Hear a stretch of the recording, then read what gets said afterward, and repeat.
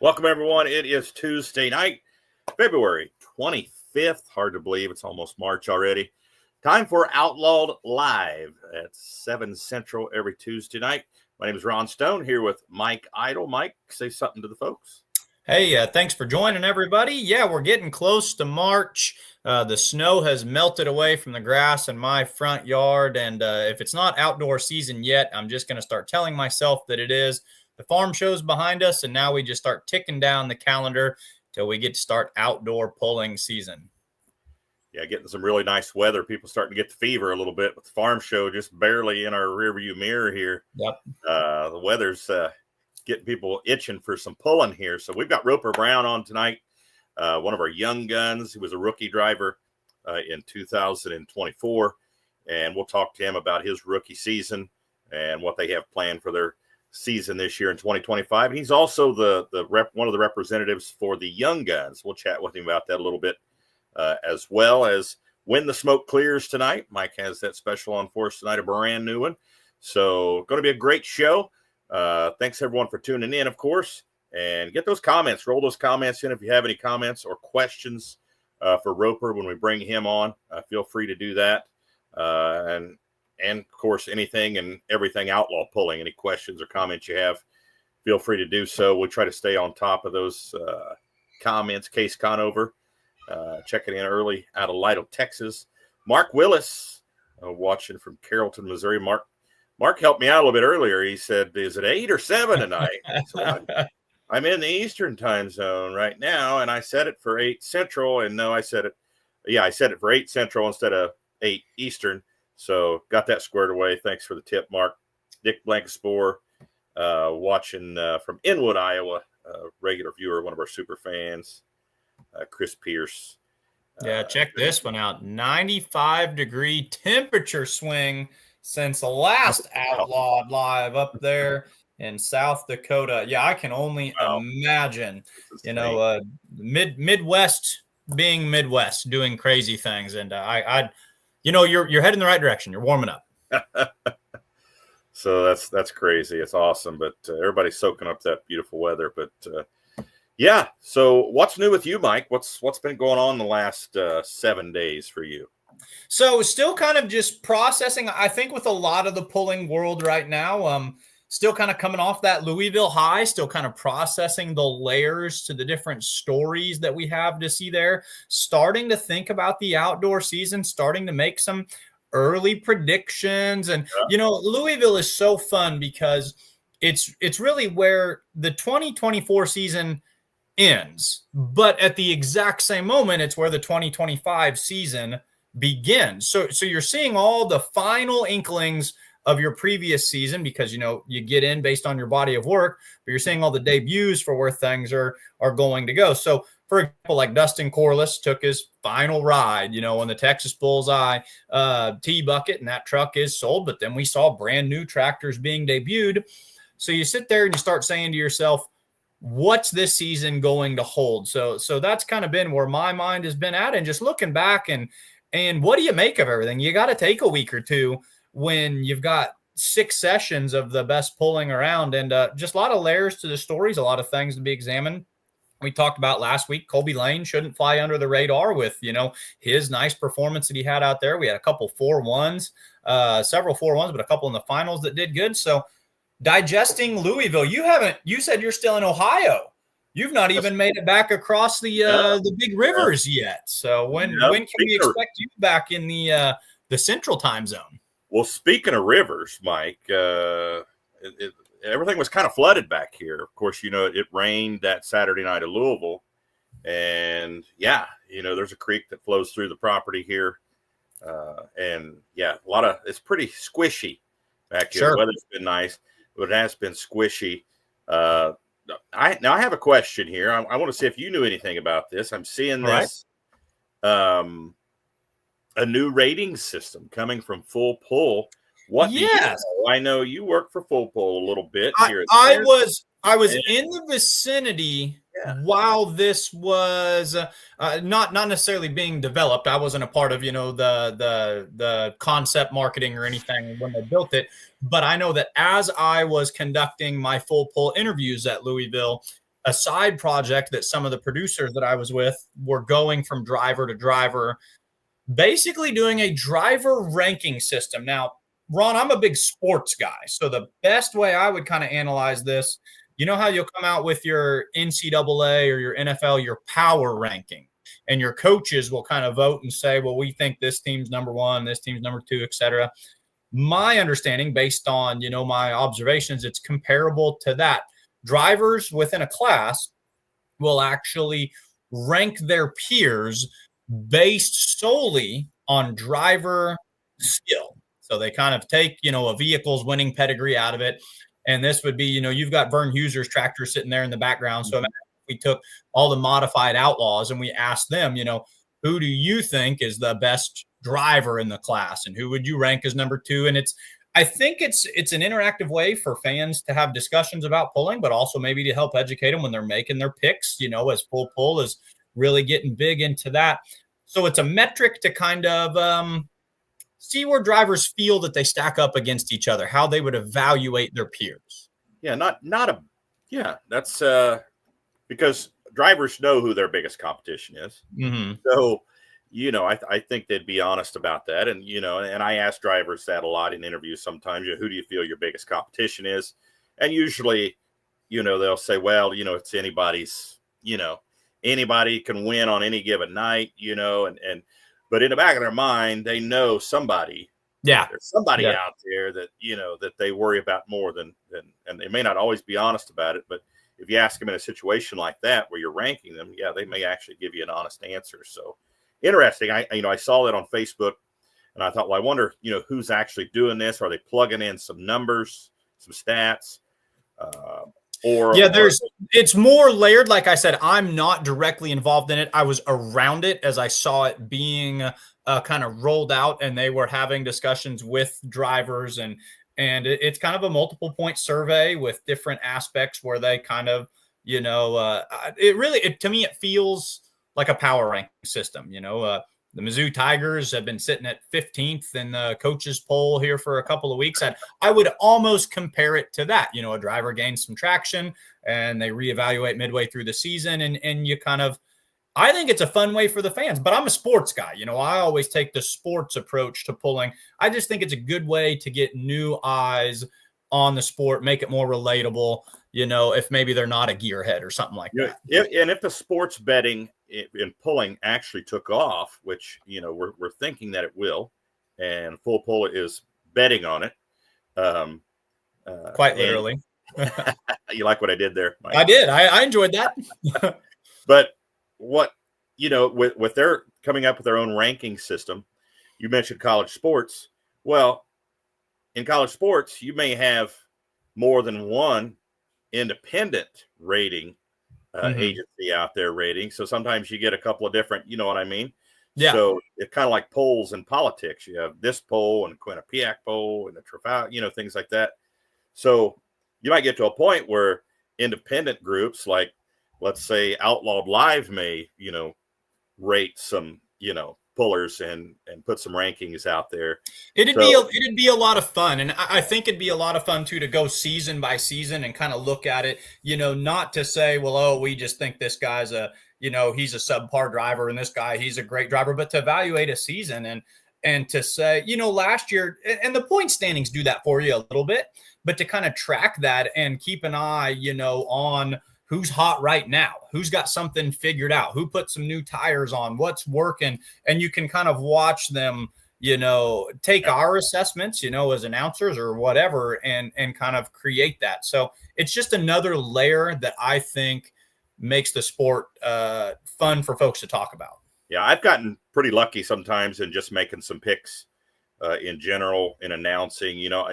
When you watch these guys week in and week out, sometimes you'll see a puller just gradually getting better each hook. They're getting better. And then, there's been times I was like, this guy, he's due, and then he wins. And it's like, well, it's not because I'm a genius. It's because I saw him actually making gains each event and getting that vehicle where it needed to be. And then it's like, you just get a feeling that, they keep moving up and this is their day. But let me get to these comments real quick. We don't want to get behind. Yeah. Tina and Eric Berger watching from Wilbur, Nebraska. Cole Lundahl watching from Wakefield, Nebraska. Lots of super fans on here out there in Outlaw Nation. Tyler Paddock, limited pro stock puller out there. Can't wait to get the 4-1 season started. Very excited. Awesome. Robert Miner watching from Nia Brera, Nebraska. So awesome. Thanks everyone for watching. So we're going to bring our guest on here in a minute. I see he's there. Now, makeup. We usually joke about makeup. I want to make a backroom makeup joke before we go on here, because normally we've got to give our guests a little extra time to get put together and looking good. I will say this, folks on the internet, you're about to experience the coolest haircut in truck and tractor pulling that you're going to see. So just be prepared. A man who knows how to go business in the front and party in the back, he doesn't need any extra time in the green room. He's going to be looking sharp. Yeah, I think he's actually like the mullet champion, I think. Oh. Some championships with that mullet at some pulls, I think. Every once in a while we'll have a mullet competition at a pull. But, yeah. Well, if we're doing a power ranking system on that alone, that's an easy one where I'm going to start on my ranking system then. Have you ever had a mullet, Mike? I had a mullet when I was just we'll go to some vintage pulling photos. There's a picture of me at about 2 years old standing in front of Steve and Stan Blagrave's Red Horse tractor, where I am all party in the back, my friend. And that was the last that ever made it to it. I don't remember it, but there's photo evidence of me as a toddler with a mullet. Oh boy. Yeah, I grew up in the 80s, so yeah, I had I don't know if you consider mine a mullet. It was just long. I had a lot of hair going on. So Ben Beller checking in from Howard, Kansas. Thanks for watching, Ben. Zach Jasper, mini rod puller out of Missouri, checking in. Very excited to pull. Good deal. We are excited to have you guys. Love comments like that. Love comments like that. We are stoked to have the minis back. The Jaspers have some cool mini rods. 380 cubic inch small block Chevys with 871 superchargers on them. I mean, these things rip, man. About 1,400 horse. They put on a show, so we're excited to have you guys this year too. So a lot of good comments already early in the show. So without further ado, let's let our fans feast their eyes on Roper's golden mullet. And without further ado, we have Roper Brown. What's going on, buddy? Oh, not much. Not much. Just hanging out are you in the garage or the shop? Yeah. I see garage doors. Yeah, we're in the shop where we have our pulling trucks. So we're not going to let you leave us tonight without showing us what all is in the shop, right? Sure. Okay. just making sure you don't have any secrets. Any secrets, tell Dad, Mom to get that stuff covered up before we start taking a peek at our gander at what you got going on there in the garage. So Roper Brown, rookie in 2024 in the pro stock 4x4 class. What's your take of the season, man? I mean, I know you're starting the season. I can guess you were a little bit nervous starting out, but did you get rid of the nerves by the end of the season? Yeah, I did. I kind of wish there's more, honestly. After he got back to the house, the very last one after I left, and I kind of started to miss it even more. I'm kind of, looking forward for when it starts back up at the start of the year for Ravenna. What's the biggest or most crucial thing you learned in 2024 in your rookie season? I mean, just pay attention where you're going and your footwork with your clutches, with your clutch and your brake in your hand, with your throttle. Whole shot is so critical, man. Critical. So I'm sure you had Dad there feeding you some information and giving you some good advice the whole time, right? Yeah, him and a couple other people that helped me out too. Yeah, and that's something about pulling, though, how your competition will come and help you out as much as they can. They want to see you do good too. Yeah, just depends, Roper, it was a fun season to watch because I feel that Ron and I, from our vantage point, really got to see you grow completely this season from the test hook. You took a daytime test hook at Ravenna on Friday or Saturday afternoon, and you talk about kind of where your clutch work was. all the way to how well you kind of just were on top of that thing by Lufkin, as you mentioned. The amount of growth that we saw, as a driver this year was really impressive. Was there a turning point? Is there a single pull you can point to where you kind of said to yourself, hey, man, I'm rocking and rolling? Was there any point where things really clicked and your confidence grew this year? I mean, there wasn't really much. I just sat there and thought about it, watched over all my videos and watched where I needed to improve, like what I used to do with my dad when he would always used to pull that truck. I'd sit there and watch, and I'm like, okay, so this is where I need to go in here. This is where I need to roll in the throttle here with my footwork, where the truck grabs. Just the general knowledge of what I needed to do. And by then, after I did that a couple, probably 100 times a week, what it felt like, after that, the next one I did a lot better. When it helped me out mentally in my mind, get it all under control. Yeah, for sure. That's a good use to use that camera and use that data, especially as a younger driver, to go back and utilize that. That's a good point. I like the way you did that. Yep. So we were just talking about the competition out there and the rating system that's coming out from Full Pull Picks, and how that's going to be driven by actual drivers, the drivers' peers, that rating system. Who do you fear the most on the pulling track after your first season in Pro Stock 4x4? Well, just everyone that's older than me. I want to try and shake up the points with everything and try and do a lot better. For my age, I did kind of good. I just was starting to do really good at the end of last year. And so I just want to go out there and shake it up and have fun with what I'm doing and try and get back up there in the top and shake up the points this year.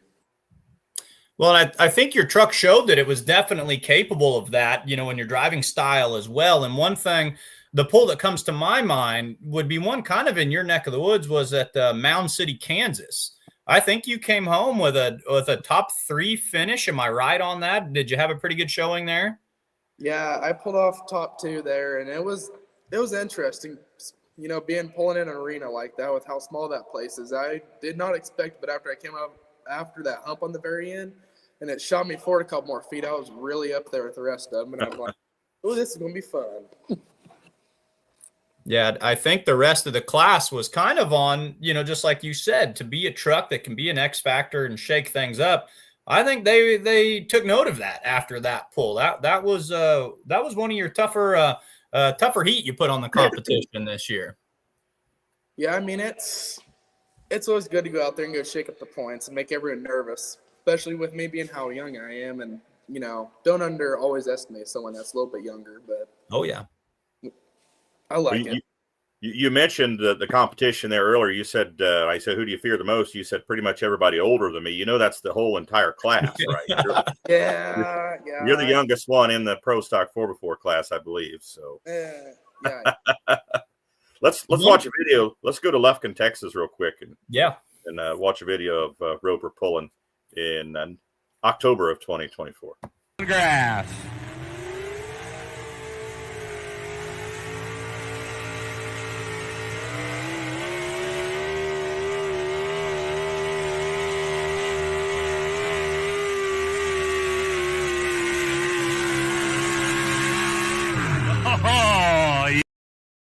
Grass. Now watching that start, and we actually had that camera angle down there, starting line camera watching. We saw your clutch work there, and I have to say, I think any pro stock puller out there that watched that would say pretty good work with the clutch there. Nice launch, Roper. So who do you owe those credits to? Is that Dad teaching you that clutch work? Yeah, I'd say him the most out of everyone else. I'd say besides my mom, when she used to do truck and tractor, when she used to pull her truck back in the day when I was little, but mainly it was my dad and Richard Morris. Does Richard give you some pointers here and there too? A lot. Awesome. He's helped me out a lot too. Awesome. It's fun the way a lot of the young pullers I've noticed in the Outlaws, I think everyone in the Outlaws would say this, but a lot of times when you ask them, who gave you some pointers, who gave you some advice, who worked on something with you, Richard's name comes up pretty frequently. You know, he's such a good guy who's not afraid to, you know, give pointers to the next generation in pulling. But he's down there in your area, right? I mean, you guys are what, from Southwest Missouri or Northeast Oklahoma? I bet the Morris family's probably not too far away, right? No, from our house in Seneca, where we first started everything from, where we used to keep our pulling trucks and where we used to run our business, R&D Lawn Care and Landscaping. That was from their house to there. It's 5 miles. We used to go all the time, every Wednesday night. Now we try to still, between work and all that, and go out down there and go see them. I mean, that's where I go hunting at. So now you mentioned Seneca, Missouri was where you did live. Now you actually live in Oklahoma now? My parents do. They live in Oklahoma basically full time. I still live in Missouri almost a lot more than, you know, anything else, because it's closer for me to school. Because in Grove, it's 20 to 30-minute drive for me versus when I'm in Seneca, it's about 10 minutes. Gotcha. Okay. All right. Is there ever going to be a time now? Dad has the modified 4-wheel drive. Is Dad ever going to let you drive that beast? No, he won't. But I can get back into mine either. I was going to say no hesitation there at all. You already knew the answer to that one. So, yeah.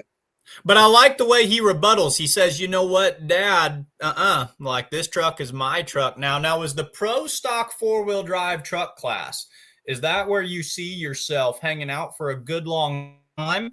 Or are you going to eventually kind of maybe be like Dad and look to get your own mod 4x4 or something in the future after you've done this for a while? No, I kind of want to stay in the pro stock division for a little while Sure. and put them back on their toes and make them stay worried. I like it. He's got a mission, Ron. I mean, he has a very clear-cut mission. He wants to put this class on red alert. And based on the growth I saw this season, I don't see any reason why the rest of the class isn't going to be. They're going to be looking at him these next couple of years, and they know they're going to have to be on their A game. Well, that truck is the only truck to break up that long winning dynasty of that bipolar Chevy. This truck that he's driving won the points with his dad Derek driving it in 2020. So he's got a good piece of machinery to start with here. So yeah, he's got the tools to get it done, and it looks like, you know, he's got the know-how now. So he's doing some really good driving. So I think we might see some wins for a Roper Brown in 2025. Kevin Davis watching. Just want to get a few of the comments here, guys. Zook Fukerberg says, "Hey, Roper Brown."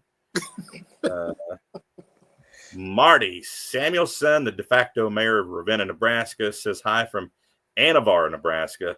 Of course, those of you who don't know what Anavar is, that's the Ravenna spelled backwards, and that's the name of the festival they have out there in June, the Anavar Festival. So Sean Adams watching on YouTube says hello. So we are caught up now. So any questions you have for Roper, go ahead and shoot them out there. We're gonna pick his brain tonight. You can comment, you can ask him questions, tell him how great his mullet's looking tonight, whatever. So Roper, I've got one for you. I saw you hanging out at the farm show, and a couple of us were trying to figure this out. And you're you know, in the Young Guns program and enjoying your time with that. And I think this might be an extension of that. You had on a pretty slick looking jacket there at the farm show with Rookie of the Year written on the back of it. Was that an award that you, as the Young Guns, do you award a rookie amongst yourselves? Yes, we do. So you were the Young Guns Rookie of the Year this year. Yes, I was. Well, congratulations to that. And boy, I tell you what, if I ever had a jacket like that, folks, I would certainly be wearing it proudly at the farm show of all places, no doubt. How are you enjoying your experience with the Young Guns to this point? I like it a lot, and it's helped me out understand to get my name out there and help everyone else, because I've always wanted to be a part of it when I was younger, when my dad was pulling. And, you know, you have to wait till you're 16 to join, and that's when I finally started joining when I was 16 last year. Well, it would have been 2 years ago at the banquet when I started getting into it, and I just, you know, sat in the meetings with them, and I just watched. And now, from then to now, I've really progressed up, and I love getting out there and trying to help people and trying to help the pulling community out, being a young gun. And now you are actually with the Young Guns have 2 representatives, a female and a male. You are now the guy representative of the Young Guns, right? Yes, sir. You're correct. That's awesome. The Young Guns are such a great program, sponsored by Titan Tire. Titan has gotten super involved with the Young Guns because they saw the value of it, and doing things with the community, doing things with the kids, getting the kids involved, and really that's what's key here is in growing pulling is we've got to reach out to those young fans, those little kids that sometimes you go to a tractor pull and you see them not paying attention. They're running up and down and not paying attention, but the Young Guns kind of get their attention and they think, hey, these guys really aren't that much older than me. They're super cool out there driving these tractors and these trucks.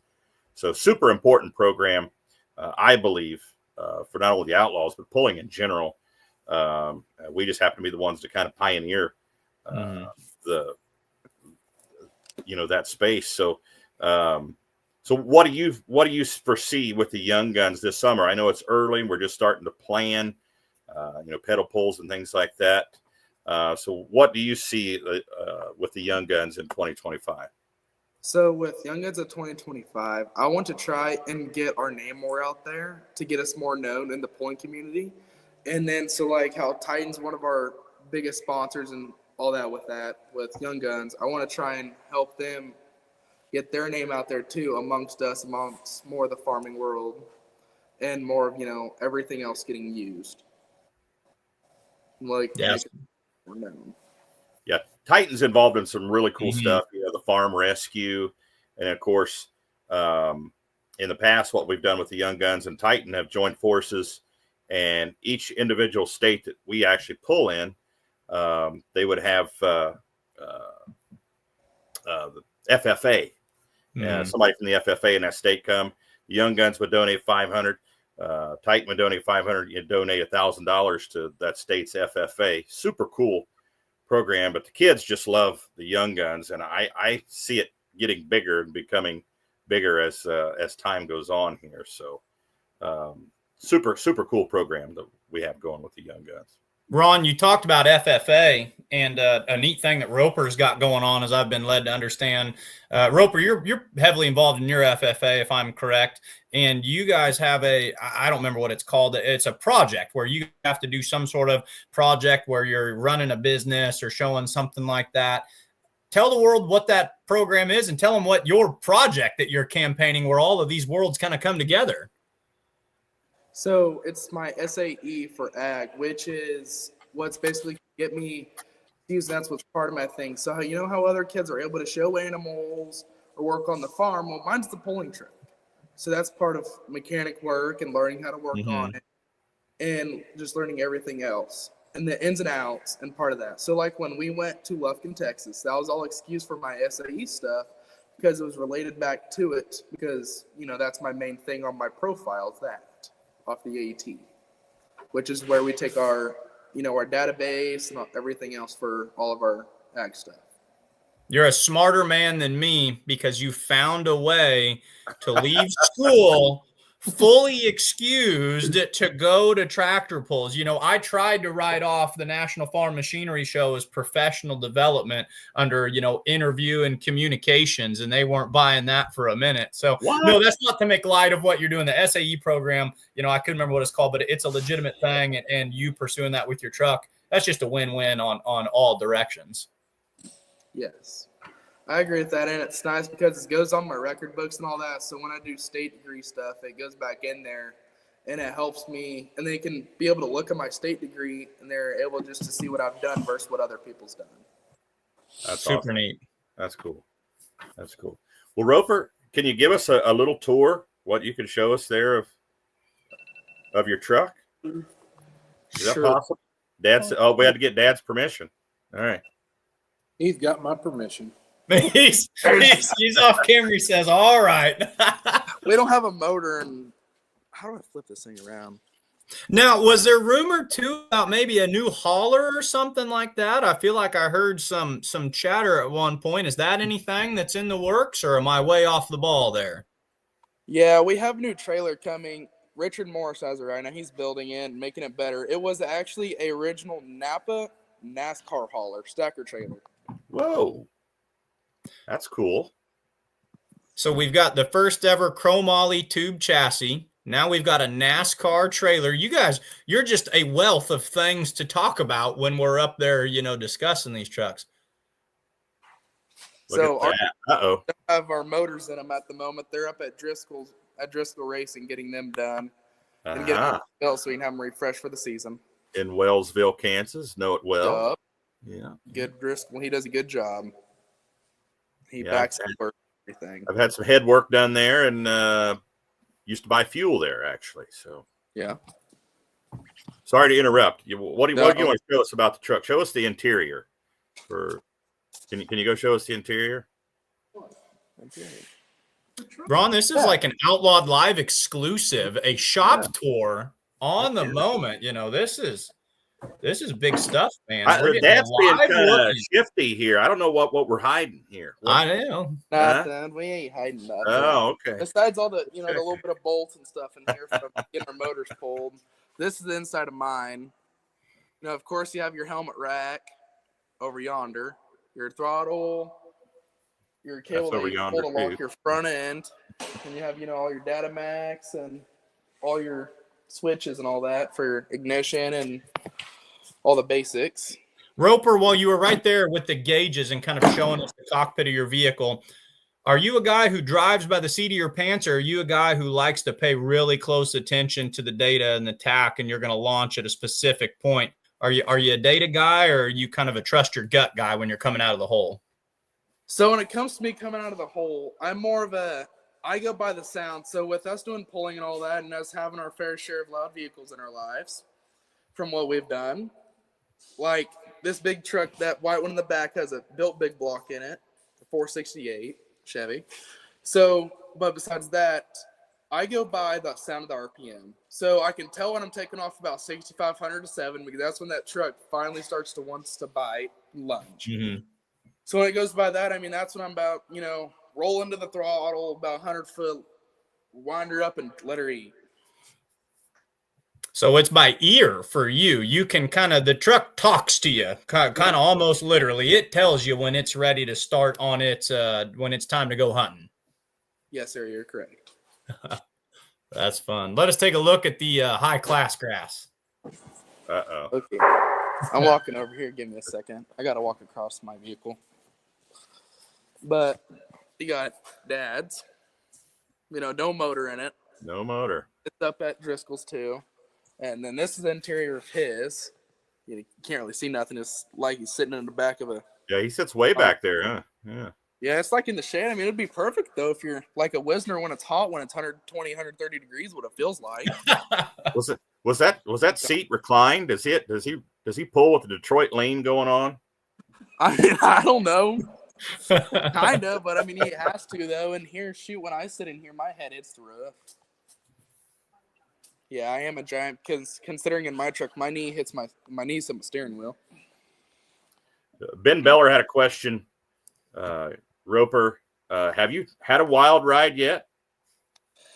I'd say Monette was my first ever wild ride. But besides that, my favorite track would probably be Lufkin. Yeah. Favorite track is Lufkin. Okay. Yes.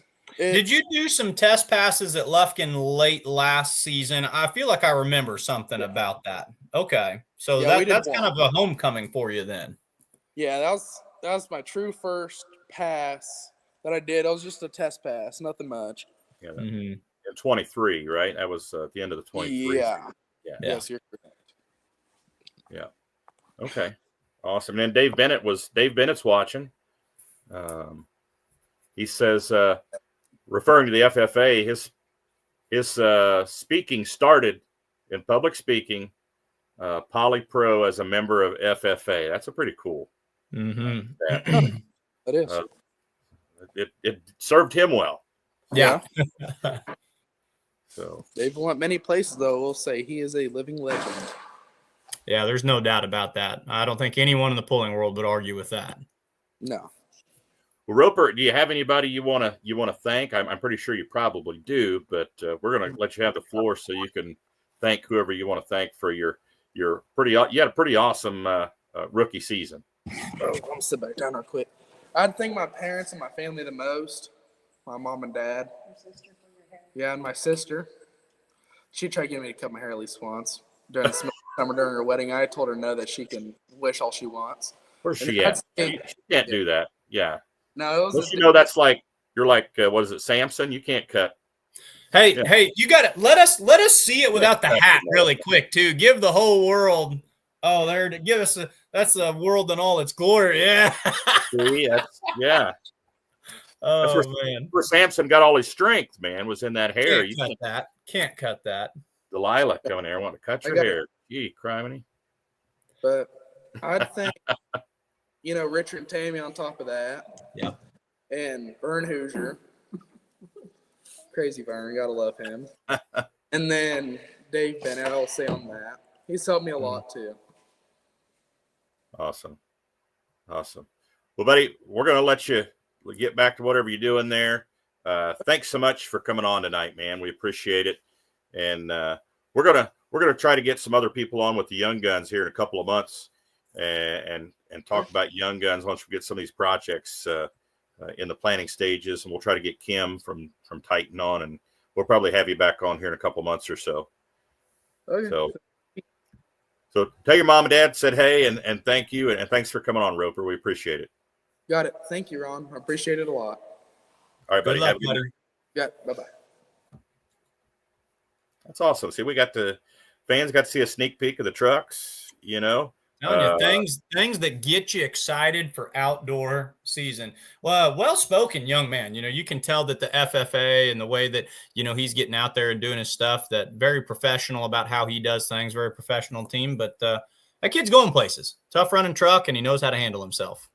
Yeah, Pro Stock 4x4, man, that's, in the Midwest, that is a deep class. There is a lot of trucks and a lot of good trucks. And I mean, there's a lot of competition. Yeah. So he's got his work cut out for him. He's got a good ride. And he's got a good start, I think.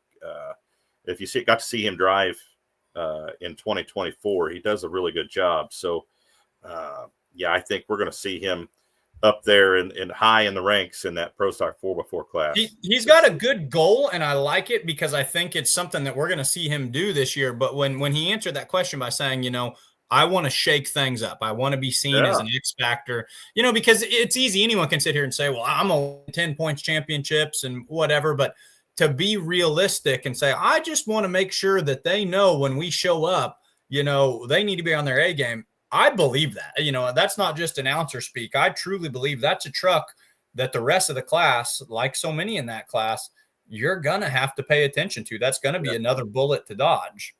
Yeah, that's stiff competition in there, and it's a fun class. But if you're a fan of Pro Stock 4x4, you know what I'm talking about.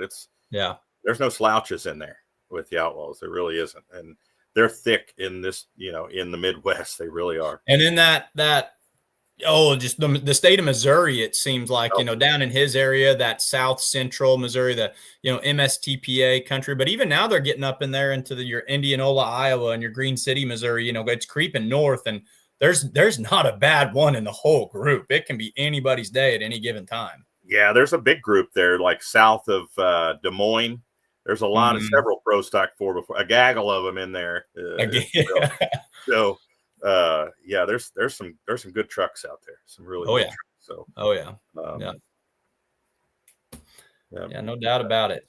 So Mike, guess we're talking Pro Stock 4x4. Well, it's kind of a Pro Stock 4, because I noticed too, I didn't pay a ton of attention. I try to always throw on an Outlaw shirt, and I need more of them, but I've got my chain stretcher shirt on tonight. So we've kind of got a Pro Stock 4-wheel drive takeover. We got the chain stretcher, a Toby Vanderpool right here, and Roper came on and talked. But our featured driver this week is also going to come out of the Pro Stock 4-wheel drive class down there in that Southwest, South Central Missouri. And we're going to take a look at Jordan Compton. So your When the Smoke Clears featured outlaw on social media this week. And of course, we'll be featuring her all week long on the hero cards, the highlight video, and the biography. Jordan Compton of the Ford Tough Pulling team. Let's take a quick look at her highlight video.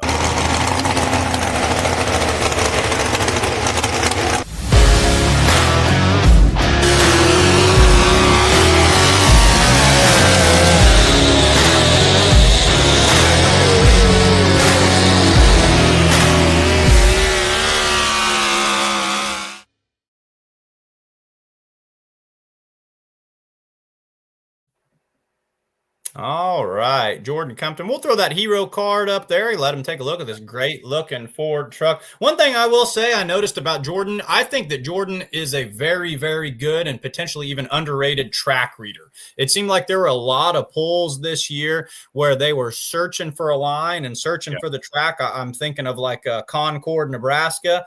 And she would find it midway through the pack, and she would go out there and put 7 feet on the leader, and the next 7 trucks would all shift the cone exactly where she was.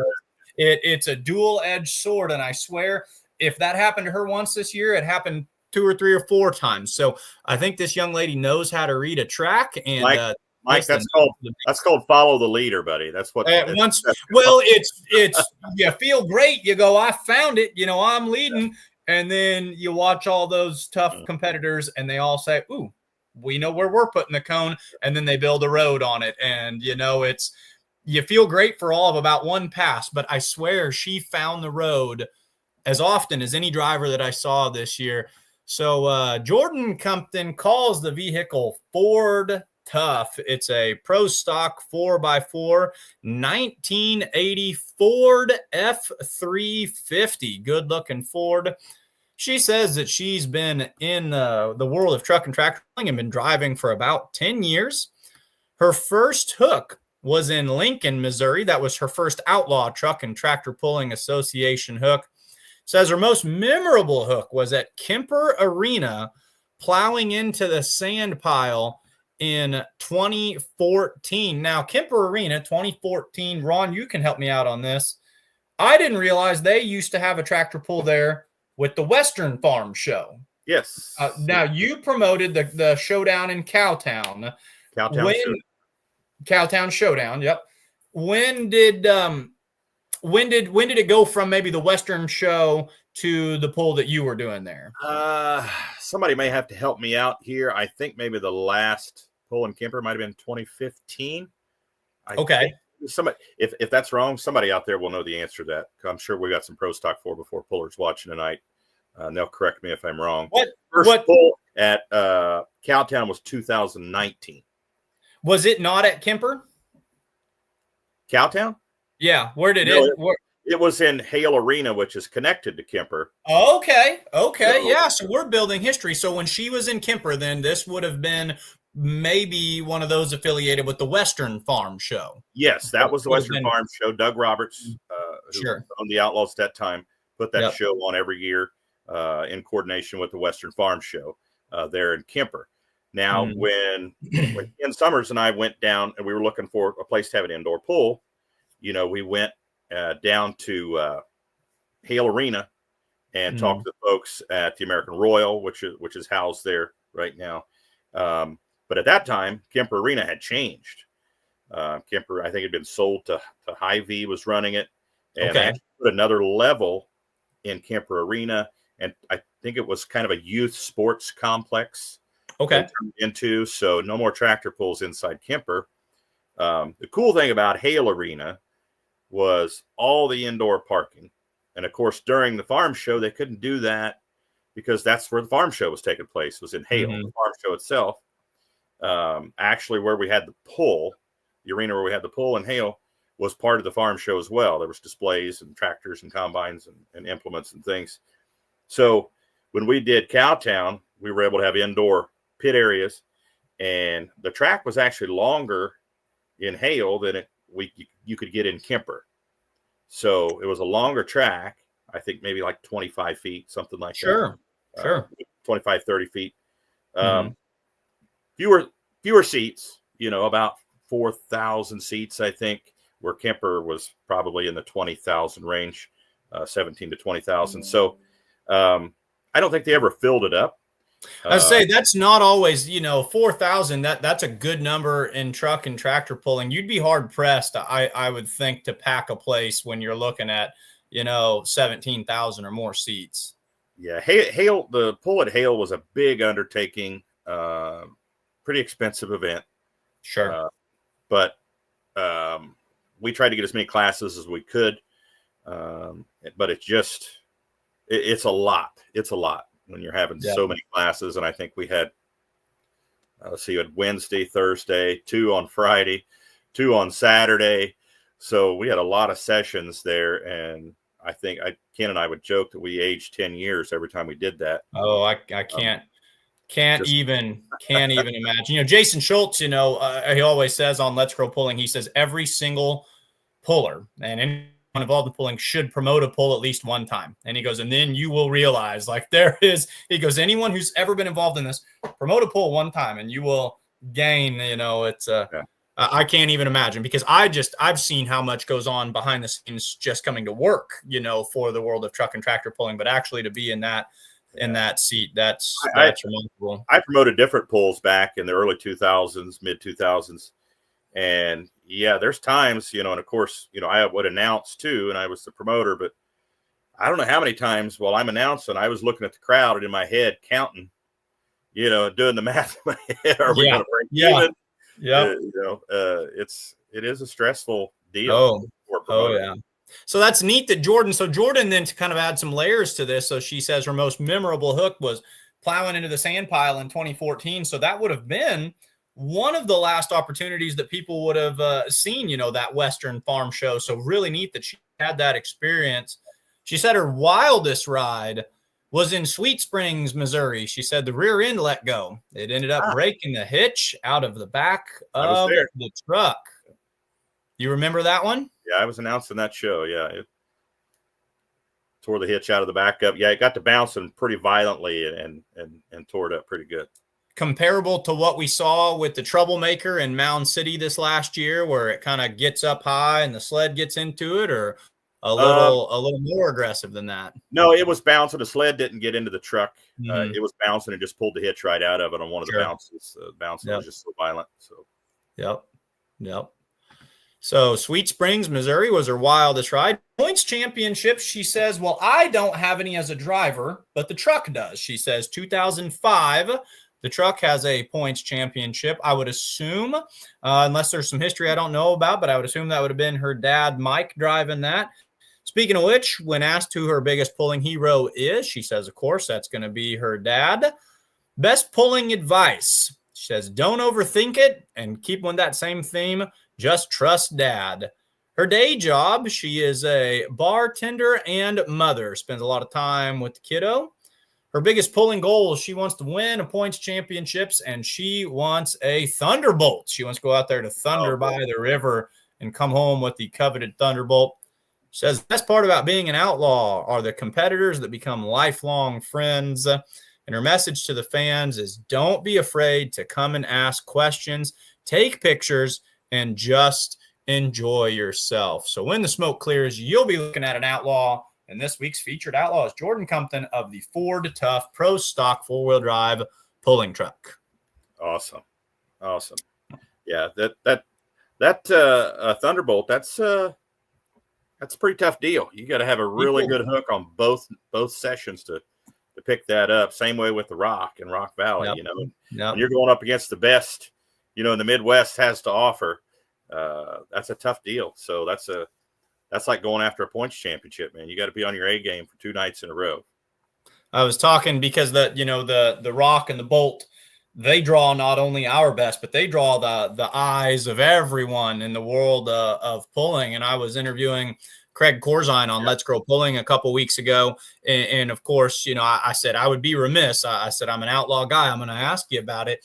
And he says, Mike, and he reached back, he goes, the Rock, he goes, the weights that we got from Rock Valley and the Rock Award, he goes, that sits right up here with the trophies we have from the National Farm Machinery Show. He goes, that is foremost front and center. He goes, it's tough to win at those places. And when you walk away with those prestigious awards, you've done something. So good goal for Jordan. I'd love to see it happen.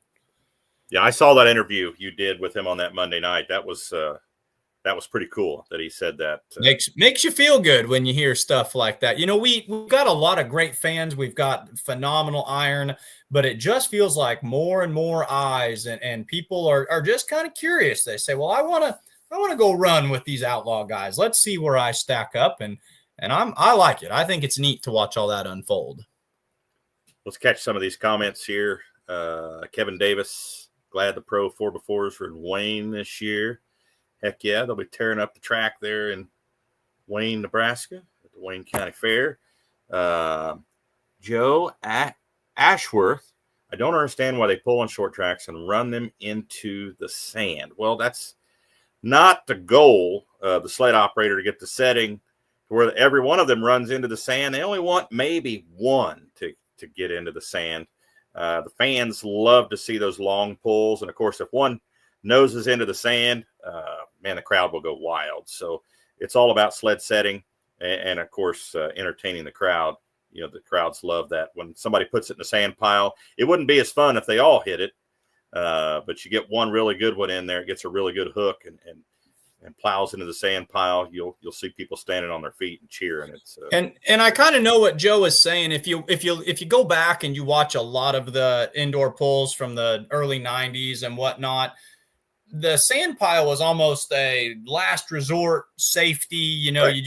You'd done something like, oh my gosh, you know, you didn't even smell the sand pile.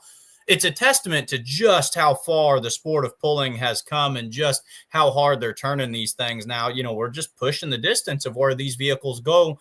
The sleds can stop them. You know, we've seen that. Go watch the modifieds at the farm show. Like, they will, when they say whoa, the vehicles, they don't go. So yeah, it's just getting it set right, and they do. Speaking to that, when we were watching Saturday night at the farm show, and we were counting weights, I think what they have on the mod class, they had one open slot in a box for a weight. And that was it. They had one left, and you and Kyle pointed it out to me. They actually started the pan basically had a head start. You know, they put the bumpers or whatever you call it, you know, underneath the cab, and they were starting, or excuse, not the pan, but the weight box. The weight box was actually starting physically farther forward on the rails. So, you know, I do trust all these amazing new sleds we have. People worry all the time. Are we pushing the limits? Are we going to be able to stop them? When these operators, you know, when the Kevin Bowers of the world and anybody else decide that it's time to put the brakes on them, I think they can shut them down. True. But it is a testament to technology and how far the sport has come, that, you know, when these semis that pull these sleds are pushing right up against their legal load limits. That's on sleds that are, you know, a heck of a lot more efficient, you know, than the old school sleds. They were just simply heavy.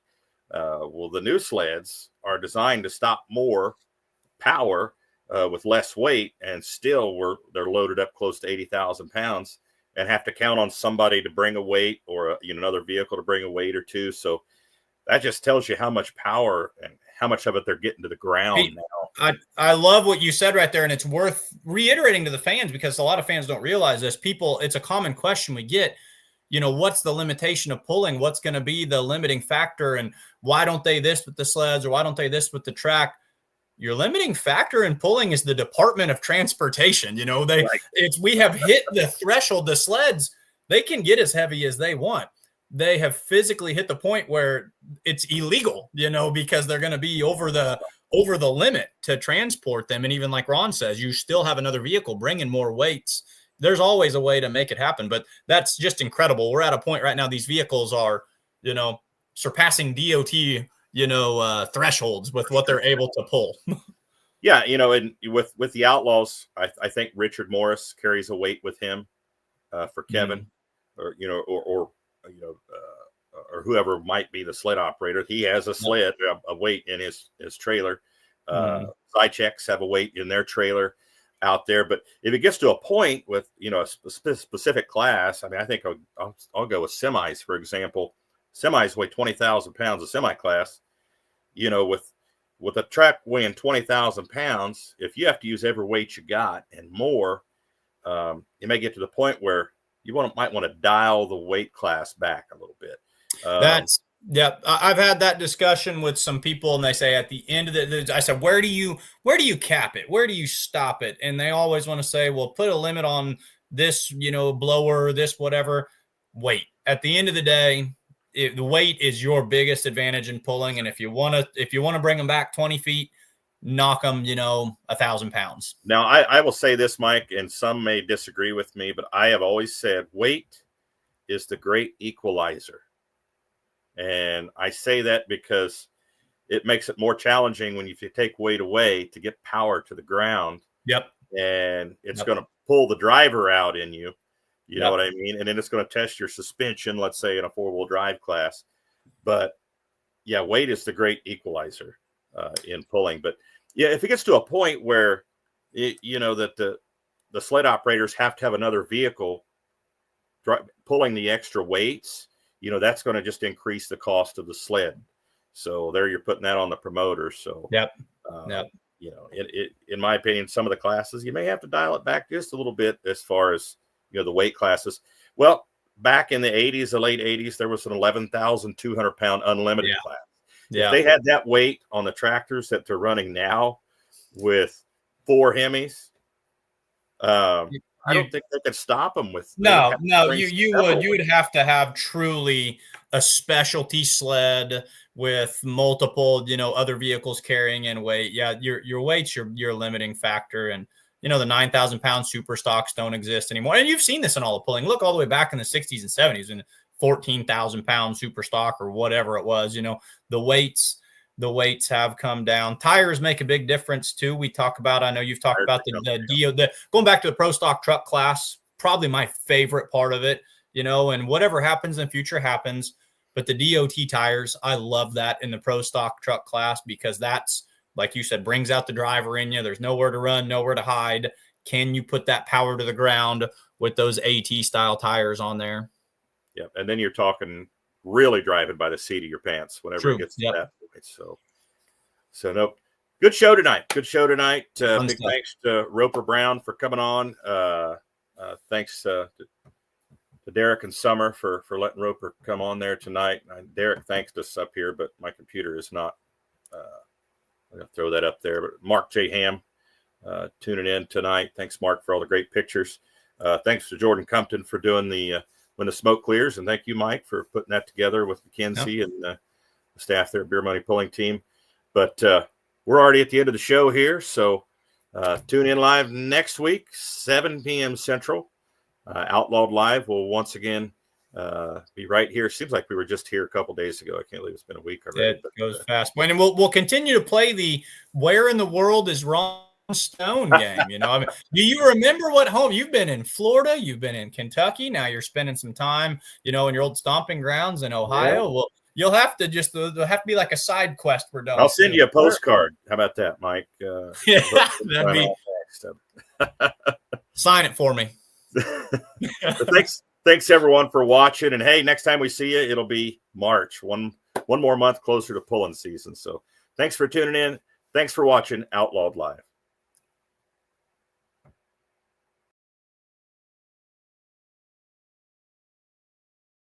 Grass.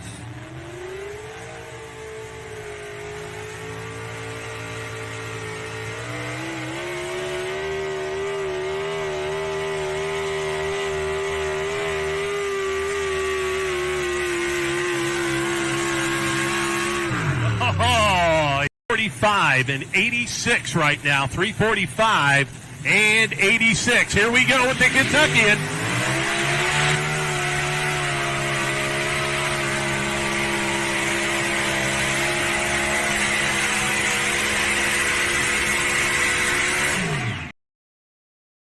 All right, here we go, fans. The truck out of Georgia, the bumper crop.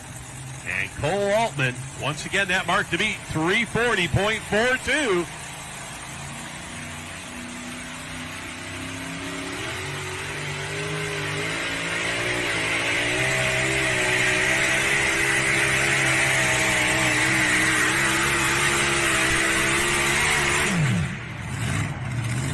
Oh! Right side kind of hurt him there. He was fighting that white line all the way down. Here tonight, going to spot that sled here a little bit left of center. They've been kind of working this spot. And I would imagine try to drive it up, just like we saw Mr. Holsworth as he got an unbelievable hole shot. He got that sled moving really quick. That's what it's going to take. So that chicken down there, he's getting a little bit, he's getting wound up. He's getting a little cocky, I think. Yeah. Pun intended there. Getting a little cocky. That chicken is talking about racing. The other chicken, Kurt Van Beek, the owner of the Outlaws. I can't believe he's going to do it, but here we go. Cody York, Rich Hill, Missouri, gone.